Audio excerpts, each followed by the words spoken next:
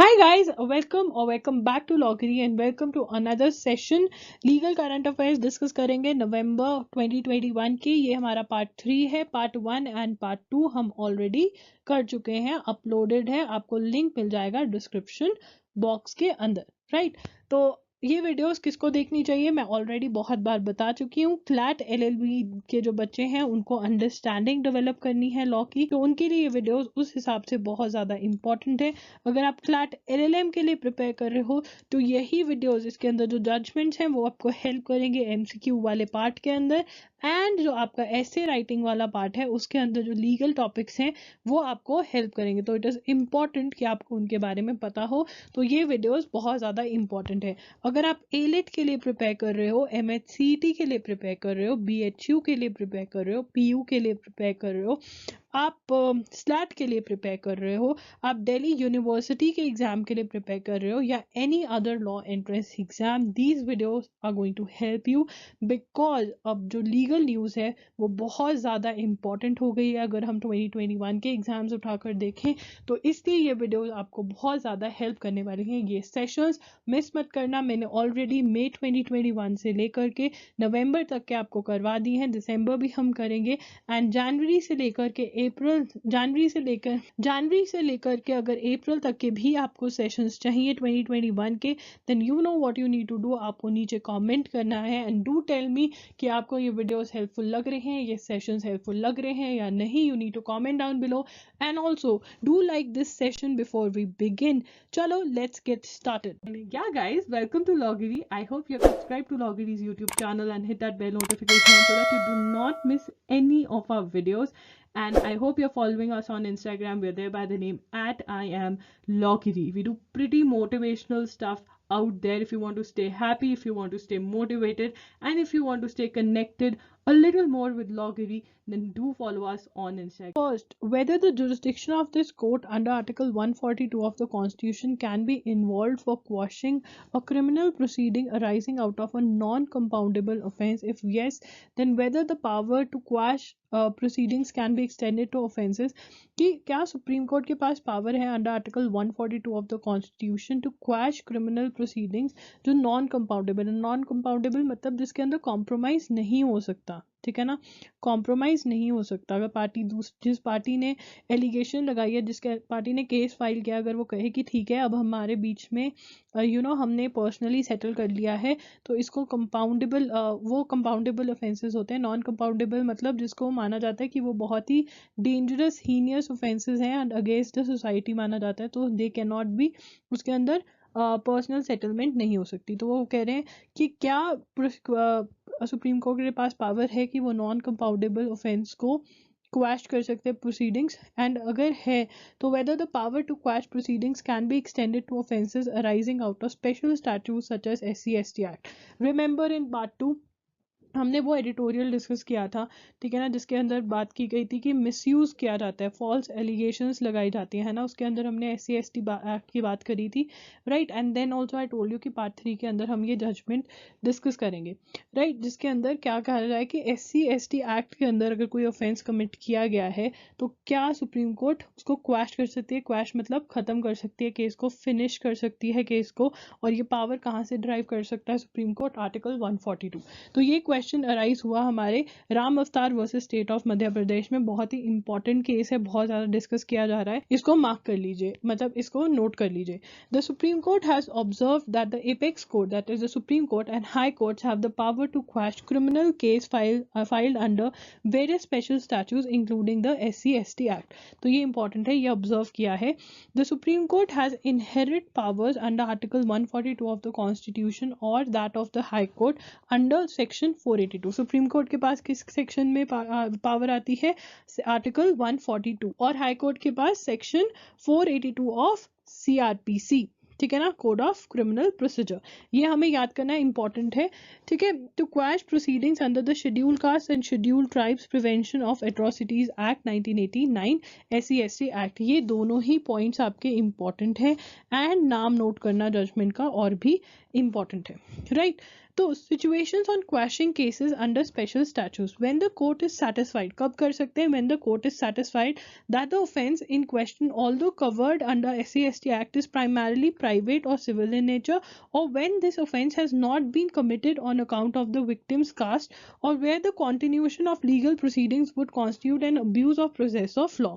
For example इस case को अगर हम पढ़ेंगे, LLM वाले बच्चे इस केस को जरूर पढ़ेंगे, CLAT LLM, link would be in the description box. सभी केसेस का नवंबर के सारे केसेस एक साथ मैंने डाल दिए, पार्ट 1, 2 और 3 के नीचे आपको मिलेंगे वो सारे केसेस। क्लैट LLM वालों ने पढ़ने, LLB जो लॉ एंट्रेंस एग्जाम देना उनको ये जजमेंट पढ़ने की कोई ज़रूरत नहीं है। जब मुझे लगेगा आपको कोई जजमेंट पढ़नी है आई विल टेल, राइट। तो हम पढ़ रहे थे, तो ये वाले केस के अंदर क्या हुआ था, बेसिकली नेबर्स थे, ए और बी एक साथ रहते थे, उनका लैंड का प्रॉपर्टी का डिस्प्यूट था आपस में, ठीक है ना, मे बी बाउंड्री का डिस्प्यूट था। एंड फिर उसके बाद बी जो था वो एक कास्ट को बिलोंग करता था, उसने एक के अगेंस्ट केस कर दिया जब प्रॉपर्टी डिस्प्यूट पेंडिंग था। बाद में बी ने कहा कि हाँ ठीक है, अब हमारा ये डिस्प्यूट खत्म कर दो, हम एक साथ रहते हैं, अब हम मतलब हम अपने आप सॉर्ट आउट कर चुके हैं इसको। तो कोर्ट ने तब ये डायरेक्शन दी कि अगर मतलब लग रहा है कि वो विक्टिम की कास्ट से रिलेटेड नहीं है, वो केस प्राइवेट या सिविल इन नेचर है वो केस, तो आप ये क्वैश कर सकते हो। When considering a prayer for quashing on the basis of compromise और settlement between the two parties, the court is satisfied that the underlining objective of the SC/ST act would not be contravened if the crime goes unpunished, ठीक है ना। अगर उनके बीच में compromise हो रहा है, parties are ready to compromise, तो कोर्ट को क्या देखना है कि जो ये एक्ट क्यों बनाया गया था, जो इस एक्ट का ऑब्जेक्टिव है वो कॉम्प्रोमाइज ना हो, ठीक है। Saving of inherent powers of high court, nothing in this court shall be deemed to limit और affect the inherent powers of the high court to make such orders as may be necessary to give effect to any order under the court और to prevent abuse of the process of any court और otherwise to secure the ends of justice. ये power देता है किसको? Power to the high court, ठीक है ना, power to the high court. Okay, Article 142 about it provides discretionary power to the Supreme Court as it states that the Supreme Court in the exercise of its jurisdiction may pass such decree or make such order as is necessary for doing complete justice। मतलब ऐसी power देता है कि जो supreme court है वो पूरा justice कर सके इन एनी कॉज और मैटर पेंडिंग बिफोर इट। याद है हमने article 142 with regard to irretrievable breakdown of marriage में भी पढ़ा था ना, वो भी आर्टिकल 142 से ही सुप्रीम कोर्ट पावर डिराइव कर रहा था in irretrievable breakdown of marriage की, राइट। तो वैसे ही article 142, in the early years of the evolution of article 142, the general public and the lawyers both lauded the supreme Court for its effort to bring complete justice to various deprived sections of society और to protect the environment. In the Union Carbide case relating to the victims of Bhopal gas tragedy, the Supreme Court placed itself above the laws made by the Parliament or the legislature of the state by saying that to do complete justice, it could even override the laws made by the Parliament. However, in the Supreme Court Bar Association versus Union of India, the Supreme Court stated that Article 142 could not be used to supplant, that is, to take the place of somebody or something, cannot take the place of existing law, but only supplement। मतलब complete justice करने के लिए ये section use करा जा सकता है, not to fill the gaps, ठीक है ना।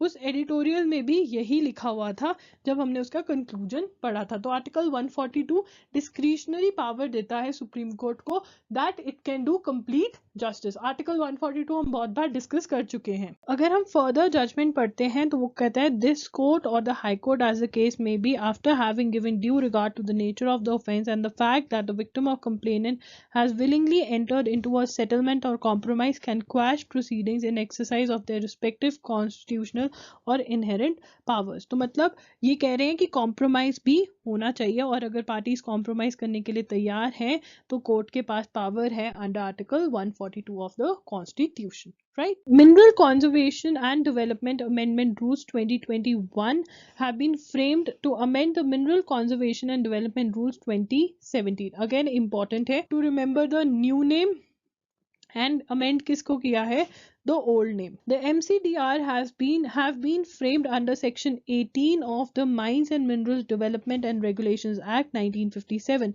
कौन से एक्ट के अंदर बनाए गए हैं ये भी पता होना चाहिए. Section 18 Mines and Minerals Development and Regulation Act 1957 to provide, क्यों बनाया गया है, रीजन भी बताया इन्होंने. It is important to know the reason. To provide rules regarding conservation of minerals, systematic and scientific mining, development of the mineral in the country and for the protection of the environment. तो हमारे पास 3 से 4 अच्छे reasons इन्होंने दिए हुए हैं, 3 to 4 reasons for protection of the environment, environment को बचाने के लिए. एक mining जो है वो systematic और scientific method से करने के लिए, ठीक है ना, और regarding conservation of minerals, right? The highlights of the amendments in the rules are as follows. ठीक है, rule prescribe that all plans and sections related to the mine shall be prepared by combination of digital global positioning system or total station or by drone survey in relation to certain or all leases as may be specified by Indian Bureau of Mines. ठीक है ना. तो जो plans हैं, जो sections हैं, वो किसको shall be prepared by combination of, एक तो DGPS की पोजीशन ली जाएगी, टोटल स्टेशन देखा जाएगा और ड्रोन सर्वे किया जाएगा लीज देने से, all leases as may be specified. ठीक है ना. तो वो लैंड जो होता है कि ठीक है यहाँ पे माइन कर लो, उसकी लीज देते हैं कि इतने साल तक तुम कर सकते हो, ये गवर्नमेंट को इतने पैसे देंगे, तो वो करने से पहले जो ड्रोन का सर्वे किया जाएगा. New rule inserted to provide for submission of digital images of mining area by lessees and a letter of intent holders. Lessees having annual excavation plan of 1 million ton or more or having leased area of 50 hectare or more are required to submit drone survey images of leased area and up to 100 meters outside of the lease boundary every year. तो ठीक है, उनको images submit करनी होंगी. ठीक है. Other lessees to submit higher resolution satellite images. This step will not only improve mine planning practices, security and safety in the mines, but also ensure better supervision of mines. ठीक है ना. तो अभी जो है वो मिसयूज करते हैं लैंड का, जो दिया हुआ लैंड उसका तो करते हैं, उसके आसपास के एरिया को भी खराब करते हैं. तो दिस वुड इंश्योर कि ऐसा नहीं हो. Requirement of submitting satellite images obtained from Cartosat 2 satellite lists 4 sensor on the scale of cadastral map deleted in view of the insertion of provision of submission of high resolution geo-referenced ortho rectified multispectral satellite and use of drone survey as per rule 34A. तो हमें इतना ज़्यादा detail में जाने की ज़रूरत नहीं है, बट हमें इतना पता होना चाहिए कि ये रूल्स आए हैं, इनको अमेंड किया गया है. ठीक है, पेनल्टी की प्रोविजंस चेंज करी गई है, मेजर माइनर पेनल्टीज. सो हाँ, जो LLM वाले बच्चे हैं वो थोड़ा सा देख लें, बाकी सबको इतनी डिटेल्स में जाने की ज़रूरत नहीं है. All India judicial service. तो ऑल इंडिया जुडिशियल सर्विस क्या है, ये न्यूज़ के अंदर हमें बहुत ज़्यादा दिख रहा है, इसके बारे में हम पढ़ लेते हैं. The central government is preparing to give a fresh push to the establishment of an all India judicial service AIJS. तो हमें क्वेश्चन आ सकता है कि AIJS क्या है, ऑल इंडिया जुडिशियल सर्विस. इसको नोट कर लो, important. On the lines of, किसके जैसा होगा, on the lines of central civil services. ठीक है. The AIJS is a reform push to centralize the recruitment of judges at the level of additional district judge. कौन से recruitment, कौन से level की बात कर रहे हैं, ये important है. कौन से level की बात कर रहे हैं, additional district judge. कौन से level की, additional district judge, ADG के लेवल की. ठीक है ना. एंड डिस्ट्रिक्ट जजेस, ठीक है, इंपॉर्टेंट है, इसको भी नोट करेंगे. For all the states. अभी क्या होता है, हर स्टेट का अलग होता है. अभी पंजाब का होगा, फिर हरियाणा का होगा, ये वो. ठीक है, अभी सबका एक होगा. In the same way as UPSC, जैसे IAS के एग्जाम्स होते हैं, UPSC conducts a central recruitment process and assign successful candidates to cadres. जजेस of the lower judiciary are propose to be recruited centrally and assign to states. ठीक है ना. Centre recruit करके states को assign कर देगा. तो there would be one exam for ADJ and DJs, that is district जज. DJ वो गाने बजाने वाले हैं, डिस्ट्रिक्ट जजेस, राइट. तो ये क्या प्रपोज कर रहे हैं, रिक्रूटमेंट, सेंट्रल रिक्रूटमेंट, ये नोट कर लीजिए, इंपॉर्टेंट है. ठीक है. The AIJS was first proposed by the 14th report of Law Commission in 1958. Important है ये। कब रेकमेंड किया गया था? 14th report of the Law Commission 1958। This is important. A statutory और constitutional body such as the UPSC to conduct a standard centralised exam to recruit and train जजेस was discussed. This is a very good proposition, because अभी बच्चों को इतने सारे exams की preparation करनी पड़ती है, फिर एक एग्जाम देना पड़ेगा and that would be much more easier, number one. Number two, कुछ भी करप्शन वाला सीन नहीं हो सकता है, everyone everything would be transparent, right? The idea was propose, because I am saying so because हम देखते हैं I think 2 to 3 years back Punjab का जो जुडिशरी का एग्जाम था that got leaked, so it is a problem for the students. अब क्या होगा, हर साल एग्जाम कंडक्ट होगा, अगर ये ये जो प्रपोजल है ये सक्सेसफुली लॉ बन जाता है, तो I think for judiciary students it is a good thing. The idea was proposed again in the Law Commission report of 1978, which discussed delays and areas of cases in the lower judiciary, lower court. Again important, कौन सी? was proposed again in Law Commission report of 1978। सही 20 years बाद दोबारा propose किया गया था, ठीक है। In 2006 the Parliamentary Standing Committee on Personal Public Grievances, Law and Justice in its 15th report backed the idea of a pan-India judicial service and also prepared a draft bill. In 1992 the Supreme Court in All India Judges Association versus the Union of India directed the centre to set up an AIJS.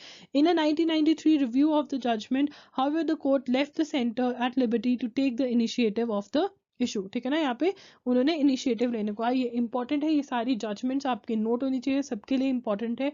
अगर I think supreme court ने भी ये कहा है तो ये हो जाना चाहिए, which is going to be great for all of you. How are district जजेस करंटली रिक्रूटेड? तो अभी कैसे उनकी अपॉइंटमेंट होती है? Article 233 and 234 of the constitution of India deal with the appointment of district जजेस and place it in the domain of the states, ठीक है ना। तो ये इंपॉर्टेंट आर्टिकल्स हैं, ये आप इनके नाम मतलब नोट कर लीजिए number.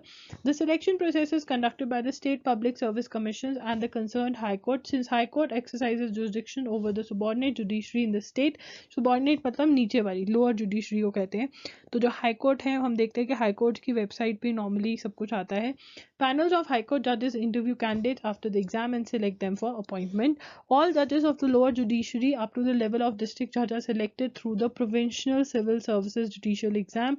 PCSJ is commonly referred to as the Judicial Services Exam. Indian Renewable Energy Development Agency, IREDA. It is very important to know the full form. It is very very important, ठीक है ना। IREDA has launched a whistleblower portal as a part of Vigilance Awareness Week 2021। whistleblower कौन होता है? जो किसी person का, जो किसी ऑर्गेनाइजेशन का, अगर कोई पर्सन या ऑर्गेनाइजेशन अनलॉफुल एक्टिविटी में इन्वॉल्व है, अनलॉफुल कुछ कर रहे हैं, इलीगल कर रहे हैं, उसके बारे में जो बता दे, ठीक है ना, वो उसको कहते हैं विसल ब्लोअर, ठीक है। तो उसके बाद इन्होंने एक पोर्टल लॉन्च किया, उसके बारे में पढ़ते हैं। It is a part of IREDA zero tolerance of corruption. किस चीज़ के बारे में बात कर रहे हैं? ये जीरो टॉलरेंस फॉर करप्शन, ठीक है ना। कि अगर कोई सीक्रेटली कुछ बताना चाहता है कि मेरा नाम भी ना आए, तो वो क्या पता वेबसाइट पर डाल सके, या इवन ओपनली बताना चाहते हैं तो डाल सकते हैं। Through this portal IREDA employees can raise concerns related to fraud, corruption, abuse of power. क्या कर सकते हैं वो जो एम्प्लॉयज हैं, वो कंसर्न्स रेज कर सकते हैं with regard to fraud, corruption, abuse of power. Whistle blowing, according to the companies act 2013, whistle blowing is an action aimed at drawing the attention of stakeholders to instances of unethical practices in an organisation, या कोई person वही unethical, unlawful या illegal, ठीक है ना। Now a whistle blower can be anyone who chooses to expose wrong practices and have evidence to support the allegations. They can be either from within और outside the organisation, such as current and former employees, shareholders, external auditors and lawyers, ठीक है ना। तो कोई भी हो सकता है, जो करंट एम्प्लॉयज होते हैं, मोस्टली हम देखते हैं कि जो एम्प्लॉयज होते हैं वो बाहर आके जब वो जॉब छोड़ देते हैं तो वो बताते हैं कि देखो इस कंपनी में ये हो रहा था, वो हो रहा था, ठीक है। In India, whistleblowers are protected by the Whistleblowers Protection Act 2014. This is important. Important है ये। ठीक है। उसके बाद in January 2020 the securities and exchange board of India that is SEBI came out with a new mechanism to reward whistle blowers and other informants for sharing information about insider trading cases. तो सेबी ने क्या किया था कि हम reward करेंगे जो insider trading cases के बारे में हमें इन्फॉर्म करेंगे। इनसाइडर ट्रेडिंग केसेस क्या होता है? Is an unfair and illegal practice in the stock market wherein the other investors are at a great disadvantage due to the lack of important insider non-public information about a company। मतलब वो लोग ऐसा है, हमने इसके बारे में भी एक केस पढ़ा था जिसके अंदर जैसे ए है, ए कंपनी का डायरेक्टर है, ठीक है ना, उसके शेयर्स है। अब ए को तो पता होगा ना कि क्या हो रहा है क्या नहीं हो रहा, और पब्लिक है XYZ जिन्होंने ये शेयर्स लिए हुए हैं, ठीक है। ए को पता है कि मेरी कंपनी लॉस में जाएगी, ठीक है ना, तो ए क्या होता है, वो शेयर्स सारे बेच देते हैं। बट ये इन्फॉर्मेशन क्योंकि sir a being a director उसको ही थी, तो ये वाली चीज़ रोकने के लिए, इस चीज़ को बेसिकली मोटा मोटा इनसाइडर ट्रेडिंग कहते हैं, सेबी ने भी कहा कि वो रिवॉर्ड करेगी विसल ब्लोअर्स को जनवरी 2020 में, ठीक है ना। और यहाँ पे IREDA ने पोर्टल लॉन्च किया है, इसकी फुल फॉर्म पता होना जरूरी है। विजिलेंस अवेयरनेस वीक क्यों सेलिब्रेट किया जाता है? It is celebrated every year in the birthday week of Sardar Vallabhbhai Patel, ठीक है। इंपॉर्टेंट हो गया ये भी हमारे लिए। सरदार वल्लभ भाई पटेल क्या होता है, उनका बर्थडे वीक होता है ये, ठीक है। Often refer to as the Bismarck of India, ठीक है, important. It is observe by Central Vigilance Commission, Central Vigilance Commission observe करती है।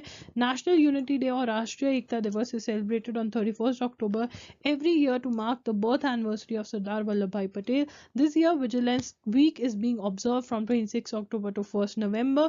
Theme is independent India eight 75, self reliance and integrity. ये सारा ही इंपॉर्टेंट है, इसको नोट कर लो। Now let's talk about खासी inheritance of property bill 2021। It is an important thing that you should know about, ठीक है। The bill is aimed at equitable distribution of parental property amongst siblings in the खासी community। क्यों लेकर आए इसको, reason क्या है इसको लेकर आने का? अगेन इंपॉर्टेंट, सबको पता होना चाहिए कि इक्वल डिस्ट्रीब्यूशन हो पेरेंटल प्रॉपर्टी की अमंग सिबलिंग्स, सिबलिंग्स मतलब बच्चों के बीच में, चिल्ड्रन, ठीक है ना, खासी कम्युनिटी के अंदर, right.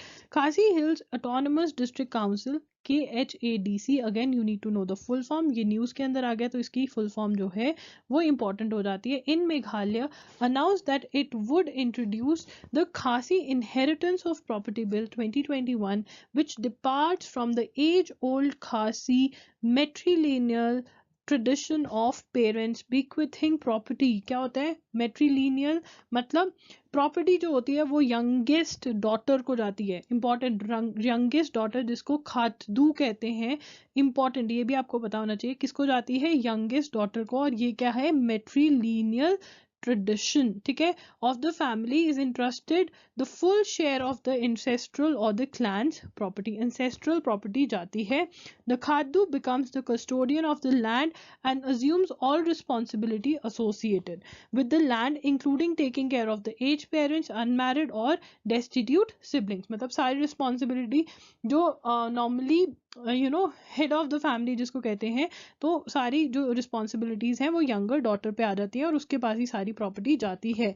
This inheritance tradition applies only to ancestral और clan community property. Ancestral property पे अप्लाई करती है, सेल्फ एक्वायर्ड पे नहीं, मतलब जो दादा परदादा की प्रॉपर्टी होती है which has been with the family for years. The self-acquired property can be distributed equally among siblings. About matrilineal system of inheritance, the three tribes of Meghalaya, Khasis, Jantias and Garos practice a matrilineal system of inheritance. In this system, lineage and descent are traced through the mother's clan. ठीक है? In other words, children take the mother's surname, the husband moves into his wife's house. Wow, that's nice. The bill would let parents decide who they want to will their property to. It would prevent a sibling from getting parental property if they marry a non-Khasi. It would prevent a sibling from getting parental property if they marry a non-Khasi and accept the spouse's customs and culture. ठीक है ना, तो ये important है। तो अब क्या है कि जो प्रॉपर्टी है वो किसको जाती है? यंगेस्ट डॉटर को। इस सिस्टम को क्या कहते हैं? Matrilineal tradition. ये कहाँ पर है? मेघालय में है। खासीज, जंतियाज और गारोस जो कम्युनिटीज हैं वो फॉलो, ट्राइब्स जो हैं वो फॉलो करते हैं इस कल्चर को। अगर ये बिल पास हो जाते तो क्या होगा? पेरेंट्स के पास ऑप्शन होगी कि वो इक्वली या जिसको भी वो प्रॉपर्टी देना चाहते हैं वो दे सकते हैं। Okay, Congress chief whip in the Rajya Sabha sought to move a privilege motion against the Union Culture Minister over the appointment of chairperson of National Monument Authority. ठीक है ना, तो ये privilege motion क्या होता है ये देखेंगे. The educational and professional background of the current chairperson of NMA does not meet the requirements of law passed by the Parliament in March 10. About it is concerned with the breach of parliamentary privileges by a minister. Breach of parliamentary privileges. Parliamentary privileges are certain rights and immunities enjoyed by members of parliament individually and collectively so that they can effectively discharge their functions. When any of these rights and immunities are disregarded, the offense is called a breach of privilege and is punishable under law of parliament. ठीक है ना, तो ये क्या कहते हैं, breach of parliamentary, breach of privilege है ये, वो कह रहे हैं, ऐसा एलिगेशन लगाया गया है. A notice is moved in form of a motion by any member of either house against those being held guilty of breach of privilege. Its purpose is to censure, मतलब शो करना, disapproval show करना, ऐसा कुछ punishment नहीं होता है ये, ठीक है ना. Censure the concern minister. Role of speaker और Rajya Sabha chairperson. Speaker RS chairperson is the first level of scrutiny of a privilege motion. Can decide on the privilege motion himself or herself or refer it to the privileges committee of the parliament. If the speaker or chairperson gives consent under relevant rules, a member concerned is given an opportunity to make a short statement. Rules of governing privilege. Rule number 222, important, chapter 20 of Rajya Sabha rule book and correspondingly rule 187 in chapter 16 of the Rajya Sabha rule book governs privilege. ये बहुत बहुत important है, ठीक है. Rules say that a member may with the consent of the speaker of the chairperson raise a question involving a breach of privilege either of the member of the house or the committee thereof, right? Okay. Privilege committee, it is a standing committee. It examines the cases of breach of the privileges of the house and its members and recommends appropriate action. The Lok Sabha committee has 15 members while the Rajya Sabha committee has 10 members. Again, this is important. Number is important. Number. The Speaker of Tamil Nadu recently called for setting a binding time frame within which bills should be assented. मतलब assent का मतलब होता है approval. Assent का मतलब होता है approval. Assented to or returned or reserved for the consideration of the President of India by the governors. Right? तो ये पढ़ते हैं. कौन सी स्टेट का? तमिलनाडु. कौन सी स्टेट का? तमिलनाडु का. ठीक है ना. तो वो कह रहे हैं कि एक टाइम फ्रेम होना चाहिए, एक फिक्स्ड ड्यूरेशन होनी चाहिए, ठीक है ना, जिस टाइम के लिए जो गवर्नर्स हैं वो रिजर्व कर सकते हैं bill to be considered by president of India. तो कुछ बिल्स होते हैं जो कि इट इज़ कंपल्सरी कि वो प्रेसिडेंट ऑफ इंडिया अप्रूव करे, चाहे वो स्टेट के बिल्स हैं, बट प्रेसिडेंट ऑफ इंडिया को अप्रूव करने वो ज़रूरी होते हैं. ठीक है, चलिए पढ़ते हैं आगे. The governor sometimes sat over the bills without giving assent or returning the bills for an indefinite period, even though the constitution required it to be done as soon as possible. तो क्या करते हैं governors? ना तो वो assent देते हैं ना वो रिटर्न करते हैं बिल को, बस उनके ऊपर बैठ जाते हैं. The governors were also taking months together to reserve the bills for the assent of the president, even though it was to be done immediately. This erodes the authority of the legislature, and the governors, though heads of the state executive, are appointed by the union government. The President of India should also give reasons for withholding the assent and returning the bill. This would help the House to enact another bill by correcting shortfall that caused the bill to be rejected. तो वो कहते हैं कि अगर कोई law है, अगर legislature लेकर आना चाहती है तो वो इसलिए नहीं रुक जाए, they should not be full stop because the governor is not approving it. And अगर वो रिटर्न कर देंगे तो ऑब्वियसली लेजिस्लेचर जो है उसके अंदर वो चेंजेस कर पाएंगे and they can get the bill approved. Right. The speaker's comments assume significance in the backdrop of a bill. तो ऐसा क्यों बोला? हमें ये याद रखना है कि तमिलनाडु के स्पीकर ने बोला कि एक फिक्स ड्यूरेशन में गवर्नर को अप्रूवल देना चाहिए, नहीं तो वो बिल को रिटर्न कर दे, कम से कम उसके ऊपर बैठे नहीं, और अगर उसको वो फॉरवर्ड करना है प्रेसिडेंट ऑफ इंडिया को तो वो फॉरवर्ड करे. ठीक है ना, उसके ऊपर should not sit on the bill, ये कहा है. ठीक है ना, इसका शॉर्ट ये बनता है, should not sit on the bill. ठीक है ना, इतना नोट कर लेंगे. और ये कौन सी स्टेट के स्पीकर ने कहा है? तमिलनाडु. ये बहुत इंपॉर्टेंट है बिकॉज ये आने के सबसे ज़्यादा चांसेस रहते हैं.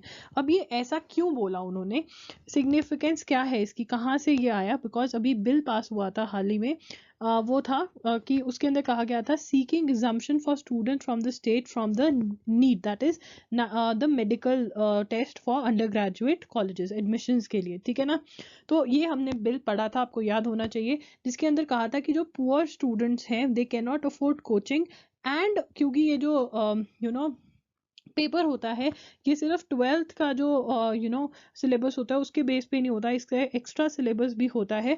तो जो पुअर स्टूडेंट्स है दे कैन नॉट अफोर्ड, जिसके लिए कोचिंग जाना पड़ता है, they can not afford coaching, so this is not right, ठीक है ना। तो इसलिए उन्होंने कहा था कि जो तमिलनाडु के स्टूडेंट्स हैं उनको एग्जेम्प्ट कर देना चाहिए नीट से, ठीक है। The Tamil Nadu assembly passed a resolution in 2018 regarding the release of 7 prisoners convicted in Rajiv Gandhi assassination case. और ऐसा ही 2018 में ऐसा राजीव गांधी असैसिनेशन केस में जो 7 prisoners हैं उनके रिलीज के रिलेटेड इन्होंने एक रेजोल्यूशन पास किया था। The resolution was sent to the governor but he did not take any action for more than 2 years. In January 2021, the Supreme Court, while hearing a plea, expressed that they were unhappy with the delay. In February, the governor, without taking a call, passed the buck and said the president was the competent authority to decide on resolution. तो क्या हुआ कि supreme court ने कहा कि governor इस पे ऐसे ना बैठे, तो तब गवर्नर ने क्या किया, फटाफट से प्रेसिडेंट को फॉरवर्ड कर दिया। तो ऐसा ना हो, तो ये एग्जांपल्स देने कि क्यों बोला स्पीकर ने ऐसा। एक तो ये नीट वाली सिचुएशन पे और राजीव गांधी असैसिनेशन केस वाली सिचुएशन में। Supreme court interpreted that in the that the Real Estate Regulations and Development Act, that is RERA 2016, is retroactive, in which case New Tech Promoters and Developers Limited versus State of UP. This is important. Please make a note. Retroactive का मतलब Supreme Court affirmed that the provisions of RERA 2016 are applicable to projects that were ongoing and for whom completion certificate were not obtained. तो RERA किसके लिए बना है, जो builders होते हैं, ठीक है ना, जो वो फ्लैट वाले केसेस होते हैं कि भाई बिल्डर फ्लैट बनाकर दे रहा है, उस टाइप के केसेस। या बेसिकली बिल्डर जरूरी नहीं फ्लैट बना रहे, वो कुछ कमर्शियल कोई शॉप बना सकता है, विला बना सकता है, बट बिल्डर्स जिसके अंदर बिल्डिंग्स बनाते हैं एंड बेचते हैं, उस चीज से डील करता है रेरा। तो वो क्या कह रहे हैं कि उन प्रोजेक्ट्स को भी एप्लीकेबल होगा जो ऑनगोइंग है and for whom completion certificate has not been obtained, ठीक है ना, जो तब चल रहे थे जब रेरा आया 2016 में, ठीक है, were not obtain at the time of enactment of law, in effect interpreting that the law is retroactive, ठीक है ना। जिनका मतलब जो चल रहे थे एट 2016 के अंदर जब ये एक्ट आया तब वो ऑनगोइंग प्रोजेक्ट्स थे, ठीक है ना, प्लस जिनका कंप्लीशन सर्टिफिकेट नहीं लिया था जिन्होंने अभी तक, जब तक मतलब were not taken before at the time of the enactment of the law, ठीक है ना, तो फिर ये एक्ट एप्लीकेबल होगा उनको, ठीक है। तो ये हम नोट कर लेंगे, ये इंपॉर्टेंट जजमेंट आई है बहुत ज़्यादा। उसके बाद नेक्स्ट पढ़ते हैं। The court also held that the amount invested by the allottees along with interest as quantified by the regulatory authority और the adjudicating officer can be recovered as arrears of land revenue from the builders, ठीक है ना।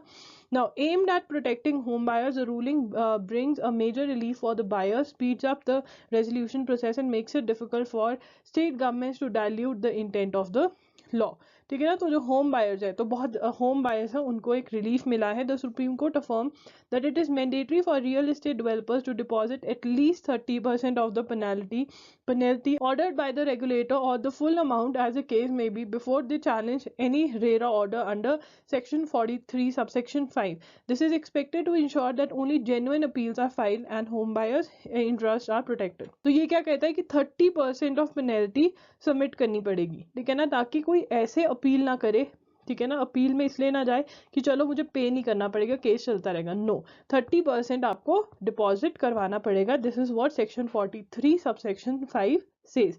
ये important है, make a note of the same. PESA act, तो PESA क्या है, panchayat extension to scheduled areas act 1996। This is important. तो अब इसके अंडर रूल्स बनाए हैं किसने, छत्तीसगढ़ गवर्नमेंट ने ड्राफ्ट रूल्स बनाए हैं, मतलब अभी वो फाइनल नहीं हुए हैं बट ड्राफ्ट रूल्स बनाए हैं छत्तीसगढ़ ने, ठीक है ना। और उसको क्या नाम दिया है, Chhattisgarh panchayat provisions extension of the scheduled rules 2021। Tribals in Chhattisgarh have been demanding the enactment of PESA rules for some time as it would give them more power over the resources. क्या करेगा, would give them more power over the resources. This is a way of strengthening the Gram Sabha at the village level. क्या है, strengthening and giving the power to the Gram Sabha, village level पे power जाती है। 6 states, कौन सी वो states हैं जिन्होंने already ये अप्लाई करे हैं रूल्स, हिमाचल प्रदेश, आंध्र प्रदेश, उड़ीसा, झारखंड, गुजरात, महाराष्ट्र। ये बहुत ही इंपॉर्टेंट है। अब 7 स्टेट कौन सी बन जाएगी, छत्तीसगढ़। नाउ अबाउट पैसा एक्ट 1996, एक तो ये 1996 में आए, ये इंपॉर्टेंट है। To promote local self governance in rural India, the 73rd constitutional amendment was made in 1992. Through this amendment a 3-tier Panchayati Raj institute was made into a law. However, its application to the scheduled and tribal areas under Article 243M was restricted. After Bhuria Committee recommendations in 1995, PESA Act 1996 came into existence for ensuring tribal self-rule for people living in scheduled areas of India. Now this is important. Bhuria committee ने recommend किया था, important. ठीक है। पैसा was enacted by the center to ensure self-governance through gram sabhas, village assemblies for people living in scheduled areas. State governments were required to amend their respective Panchayati Raj acts without making any law that would be inconsistent with the mandate of PESA. PESA rules enable the residents of scheduled areas to strengthen their village level bodies by transferring power from the government to the gram sabha, a body of all the registered voters of the village. तो power किससे transfer हो जाती है? Government से ग्राम सभा को, और उस एरिया की जो शेड्यूल्ड एरिया की ग्राम सभा है वो पावर में आ जाती है. So they take care of their resources and they are the one who have the power. That is what पैसा डज. एंड 7 स्टेट कौन सी है? छत्तीसगढ़ बनी है. ठीक है ना. उससे पहले 6 स्टेट्स ने ये किया हुआ है. कौन सी कमिटी ने रेकमेंड किया था? भूरिया कमिटी ने रेकमेंड किया था. Citizens tele law mobile app launched. ये क्या है? Now union law and justice minister Kiran Rijiju and Minister of State for Law and Justice SP Baghel launched Citizens Tele Law Smartphone App. Important है ये, note करेंगे सब. अब ये क्या कहता है? The Citizens Tele Law mobile app was launched with the aim of broadening access to increase legal information. क्यों करा है? रीजन क्या है इसका?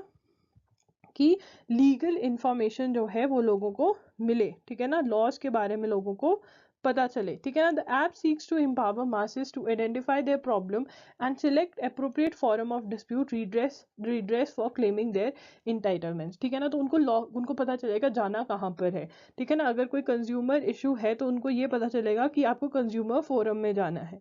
ठीक है ना. अगर कोई और इशू है, कई बार कंफ्यूज हो जाते हैं ना कि कंज्यूमर फोरम में जाएंगे या डिस्ट्रिक्ट में जाएंगे. ठीक है ना.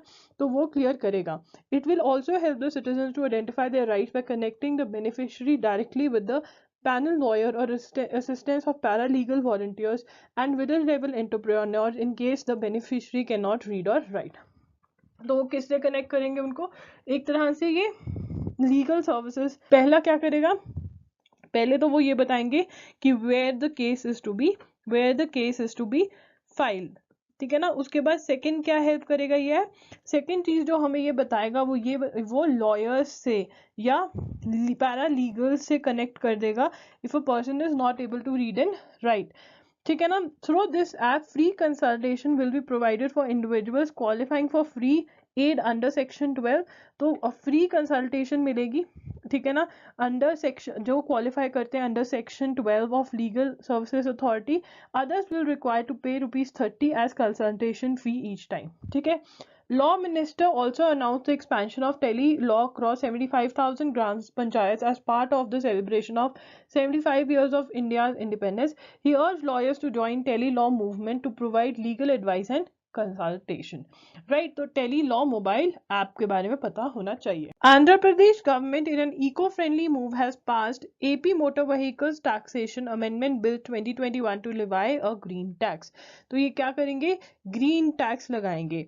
ठीक है ना. कौन सी स्टेट लगाएगी? आंध्र प्रदेश. ठीक है ना. This is very important. Please make a note of the same. In case transport vehicles are 7 to 10 years old from the time of registration, अगर 7 to 10 years old है, a green tax of ₹4,000 will be levied. This amount is half of the quarterly tax per annum. Similarly, if the vehicle is 10 to 12 years old, ₹5,000 per annum will be levied. If the vehicle is above 12 years, green tax of ₹6,000 per annum will be levied. This is very, very important. Please make a note of the same. During a national consultative workshop on citizen charter and delivery of services by Panchayat, which was organized on November 22, 2021, participants from 16 states signed Mysuru Declaration. Now, number 1, कब sign हुई Mysuru Declaration? कौन सी workshop में? National consultative workshop on citizen charter and delivery of services by panchayat. ये हम note कर लेंगे. Important है. कितनी स्टेट्स ने साइन साइन करी 16 स्टेट्स ने। अब ये मैसूरू डिक्लेरेशन है क्या? Under it the states resolve to roll out common minimum service delivery by panchayat की मिनिमम डिलीवरी मतलब ये सर्विसेज हम प्रोवाइड करेंगे और ये कॉमन सर्विसेज होंगी जो पंचायत प्रोवाइड करेंगी इन इंडिया फ्रॉम 1 अप्रैल 2022। कौन सी स्टेट्स की? ये 16 स्टेट्स की। The Mysuru declaration aims to, क्यों आई है, रीजन क्या है इसका, ये भी हमें पता होना चाहिए। रीजन क्या है? To recognise citizen centric services as the heart of governance. Citizen centric, जो लोगों की मदद करे, वो हमारे लिए सबसे ज्यादा इंपॉर्टेंट है। द डिक्लेरेशन प्रोवाइड्स की inputs on various aspects of service delivery which are either provided by the panchayat directly or by services of other departments facilitated by panchayat. As a part of the declaration, participating states have committed, क्या commit किया उन्होंने? ये हमारे लिए important है, ये important है, ये important है, इसको note कर लेंगे। क्या commit किया है उन्होंने? To increase availability of citizen services at grassroots levels in efficient and timely manner, सही तरीके से और टाइम पर सर्विसेज जो भी होगा, अगर किसी चीज को अप्रूव करना है तो वो करवाएंगे। To implement higher standards of professional integrity and accountability to deliver public services in timely manner. हमें ये सब कुछ याद करना है, okay?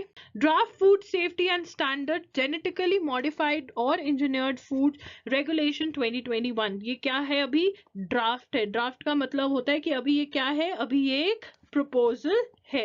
Draft food safety and standards genetically modified और engineered foods regulation 2021 was issued by whom? Food safety and standards authority of India, that is FSSAI. This is important, ठीक है। ये किसको एप्लीकेबल होगी? जेनेटिकली मॉडिफाइड ऑर्गेनिजम्स, जिनको GMOs भी बोलते हैं। वो क्या होते हैं?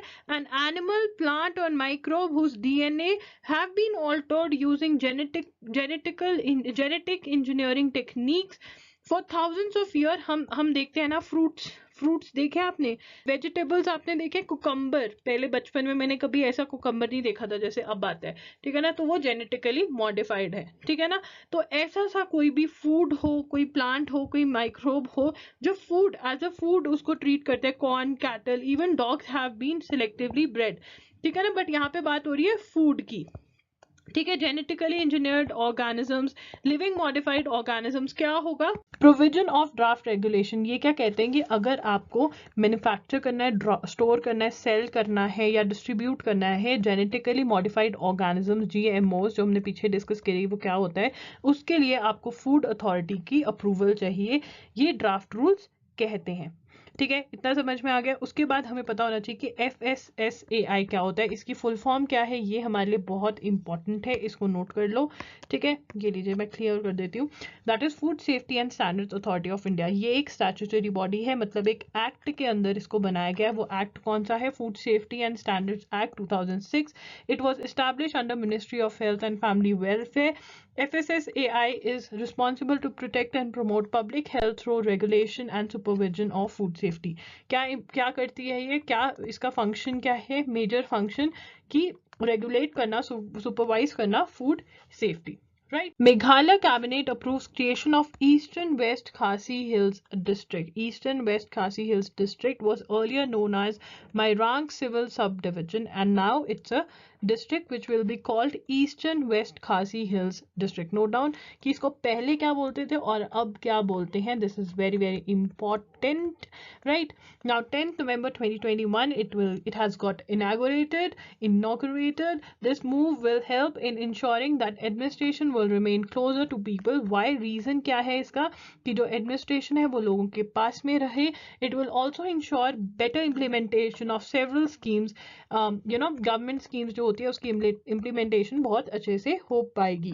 Right? Khasi Hills is a low mountain formation located in Shillong Plateau of Meghalaya. These hills are part of the Garo Khasi Jantai range. They connect with the Purvachal range as well as larger Pitkai range towards further East. Khasi Hills are located in Meghalaya subtropical forest ecoregion. Before 1970, Khasi Hills, an entire Meghalaya state, was a part of Assam administratively. This is important. One of the capitals called Sohra is the wettest places in the world of its capital, right? So this is also important. And the highest range, highest peak of Khasi Hills region is Lum Shillong. Okay, so this is important. Draft Mediation Bill 2021. Now, what is a Draft Mediation Bill 2021? It is a proposal, right? And what is a mediation? Out of court, a kind of out of court settlement. Out of court settlement, right? It's one of it's like arbitration, but different from arbitration, right? Now, section 2 of the draft bill says that what is a domestic mediation. Domestic mediation has been defined: all or both parties have habitually reside in or are incorporated. Now, this is for individuals as well as companies. So they can be domestic mediation as well as commercial as well. The mediation agreement provides that the Mediation Act 2021 would apply to the mediation. The mediation is an international mediation. Section 3, subclause C of the draft bill. International mediation has been defined as mediation that relates to commercial disputes arising out of legal relationships. So there's international mediation as well. An individual who is a national of or habitually resides in or any country other than India, then that would be like international arbitration. So sorry, mediation, not arbitration. Now, mandatory pre-litigation mediation and settlement. Now, what is the difference? What is the importance is that, section 6, subsection 1 says that the draft bill mandates that a party shall, before filing any suit or proceeding in any court or tribunal, take steps to settle the dispute by pre-litigation mediation. So, pre-litigation mediation होगी इससे पहले कि आप एक case file कर सको, which is a good thing. Maybe आपकी court में आपको लिटिगेशन में जाने की जरूरत ना पड़े, बाहर ही आपका सब कुछ solve हो जाए, right? Now, and the same can be carried out irrespective of the existence of any mediation agreement. Even if there is no clause in the agreement or there is no agreement as per that mediation would take place, then also this would happen. Time limit for completion of mediation. Now, the best part is that there is a limitation that within this duration, the mediation should happen. Why we avoid litigation? Because the process is long. We never know when the judgment is going to, when the final decision is going to come. Many a times people die and after their death the decision comes, right? So now what is this? What are they saying? Section 20 of the draft bill stipulates a period of 90 days from the commencement of the mediation for its completion, with a further extension for an additional period of 90 days with the consent of the parties. So 90 plus 90 plus 90, and within this period the mediation should be over, which I think is a decent amount of time, and I think people would opt for it. Establishment of Mediation Council of India. Chapter 7 of the draft bill emphasizes establishment and incorporation of Mediation Council of India, and there is also registration of the agreement, right? The draft bill proposes to bring about a standalone law on mediation regarding the issues of domestic and international mediation, because India is a signatory to the Singapore Convention on Mediation. Now, this is very, very important. Okay, so guys, that's it for today's video. I hope you found this video helpful. अगर आपको ये video helpful लगा, then you know what you need to do. You need to like this video. You need to comment down below and tell me how I can help you with your preparation for various law entrance exams and how these videos are helpful, how I can help you a little bit more. You need to comment down below. So yeah, that's it. Do check out the description box. Logri signing off. I'll see you super soon in my next session. Bye.